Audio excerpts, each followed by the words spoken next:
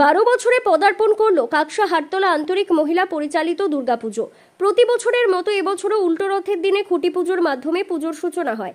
এদিন এই খুঁটি পুজোর অনুষ্ঠানে উপস্থিত ছিলেন কাকসা থানার আইসি প্রসূন খা, কাকসা থানার মেজবাবু অলোকেশ ব্যানার্জি, পশ্চিম বর্ধমান জেলা পরিষদের কর্মাধ্যক্ষ তথা পুজো কমিটির সদস্য বৈশাখী বন্দ্যোপাধ্যায়, এলাকার বাসিন্দা তথা বিশিষ্ট সমাজসেবী পল্লব বন্দ্যোপাধ্যায় সহ এলাকার বাসিন্দারা। এদিন রীতি মেনে মহা ধুমধামে শুরু হয় পুজোর অনুষ্ঠান। প্রথমে এলাকার শিবপুকুর থেকে ঘটে করে আনা হয় জল, তারপরে নিষ্ঠার সাথে শুরু হয় পুজো।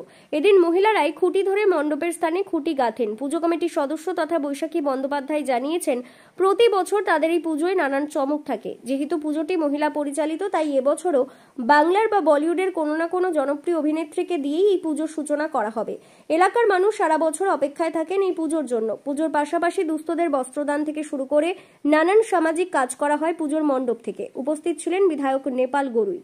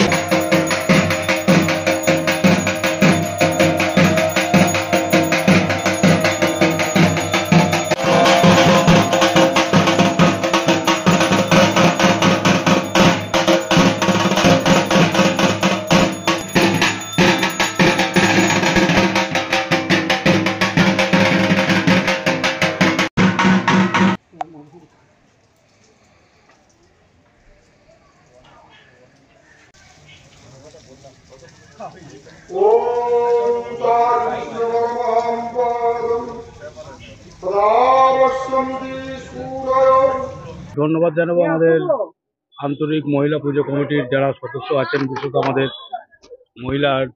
আমাদের জেলা পরিষদের সদস্য, বড় বড় জেলা পরিষদের সদস্য আমাদের বৈশাখী ব্যানার্জি সহ যে সমস্ত আমাদের মহিলা কমিটির সদস্য আছেন এই আন্তরিক পুজো কমিটির, তাদের সকলকে ধন্যবাদ জানাবো যে তারা নাই করে প্রায় 12 বছর এই পুজো অতিক্রম করেছে এবং আজকে তার খুঁটি পুজোর মধ্য দিয়ে 12তম যে দুর্গা পুজো সেটাকে তারা স্বাগত জানিয়েছেন। এবং ধন্যবাদ জানাবো আমাদের মাননীয় মুখ্যমন্ত্রী মমতা বন্দ্যোপাধ্যায়কে। বাংলার যে শ্রেষ্ঠ উৎসব দুর্গোৎসব, সেই দুর্গোৎসব যাতে সারা বাংলা জুড়ে যে সমস্ত পুজো কমিটি আছে তারা আরও ভালো করে মানুষের কাছে পরিবেশন করতে পারেন, তার জন্য মাননীয় মুখ্যমন্ত্রী মমতা বন্দ্যোপাধ্যায় আর্থিকভাবে তাদেরকে সহযোগিতা করেন। এবং আপনারা দেখেছেন এই দুর্গোৎসব একটা আন্তর্জাতিক খ্যাতি লাভ করেছে মাননীয় মুখ্যমন্ত্রী মমতা বন্দ্যোপাধ্যায়ের নেতৃত্বে। এবং সেখানে আমরাও গর্বিত যে বাংলার যে শ্রেষ্ঠ উৎসব দুর্গোৎসব সেটাকে পুরুষের সাথে সাথে মহিলারাও এগিয়ে এসে এত সুন্দর দুর্গোৎসব তারাও পরিচালনা করছেন, বহু বছর করছেন। এবং পানাগড়াতেও কি বলবো, এখানে যে আন্তরিক পুজো কমিটির যারা মহিলা সদস্য আছেন তারা দীর্ঘদিন ধরে করছেন। আগামী দিনে যারা আরও যে দুর্গোৎসব আসছে তাতে যারা ভালো করে মানুষের পরিষেবা দিতে পারে, মানুষের সঙ্গে থেকে আরও ভালো করে করতে পারে, তার জন্য তাদেরকে আন্তরিক ধন্যবাদ জানাচ্ছি। বিরোধিতা করাটাই তো তাদের কাজ। অতএব আমাদের মাননীয় মুখ্যমন্ত্রী মমতা বন্দ্যোপাধ্যায় যে অনুদান দিচ্ছেন সেটা সমস্ত দুর্গোৎসব সহ বাঙালির প্রেমী মানুষ, উৎসব প্রেমী মানুষ, তারা সেটাকে গ্রহণ করেছেন। এটাই আমাদের কাছে সবথেকে গর্বের ব্যাপার। দুর্গোৎসবের সূচনা হলো। আমরা এটা 12 বছরে পদার্পণ করতে চলেছি। প্রতি বছরের মতো এবারও আশা করি যে সবাই মিলে খুব সুন্দরভাবে এবং আন্তরিকতার সাথে এই উৎসব উদযাপন করে থাকবো। থিম এখনো সেরকম কিছু নেই, আমাদের গ্রামের পুজো সেরকম ভাবে থিম কিছু হয় না। যেভাবে বর্ষা নেমেছে তাতে থিমের জায়গায় মনে হয় ত্রিপলটা বেশি দরকার। সুন্দরভাবে প্যান্ডেল করে মায়ের আরাধনাটাই আমাদের আসল উদ্দেশ্য। হ্যাঁ, সেই আমাদের প্রতি বছরই একজন কোনো সেলিব্রিটি, মহিলা সেলিব্রিটি নিয়ে এসে পুজোর উদ্বোধন করা হয়। সেটা এখনো ঠিক করা হয়নি, পরে ঠিক করা হবে। জানি কত টাকা বাজেট?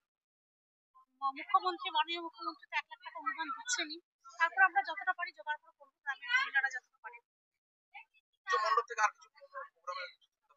হ্যাঁ, প্রত্যেক বছরের মতনই যেগুলো হয় আমাদের ধরুন ওই বস্ত্র বিতরণ হয়, আর নরনারায়ণ সেবা একটা হয়ে থাকে। হ্যাঁ, আর সেলিব্রিটি দিয়ে উদযাপন হয়, আর পাড়ার যে সমস্ত বাচ্চারা আছে ওরাই প্রোগ্রাম করে, সাংস্কৃতিক অনুষ্ঠান। হ্যাঁ, আজ থেকে পুজোর তোড়জোড় শুরু মোটামুটি, কারণ আমাদের পুজো এবারে খুব তাড়াতাড়ি। মাননীয় মুখ্যমন্ত্রী মমতা বন্দ্যোপাধ্যায়ের অনুপ্রেরণায় এবং তার সহযোগিতায় আমাদের গ্রামাঞ্চলে যে সমস্ত পুজোগুলো রয়েছে দিন বেড়ে চলেছে পুজোর সংখ্যা, বিশেষ করে মহিলা পুজোর সংখ্যা।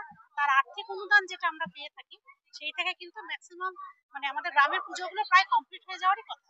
ওই অনুদানটা আমাদের খুবই কাজে দেয়, এই জন্য মুখ্যমন্ত্রীকে অসংখ্য ধন্যবাদ। আমি বৈশাখী ব্যানার্জি, আন্তরিক মহিলা পূজা কমিটির এখনো সেক্রেটারি।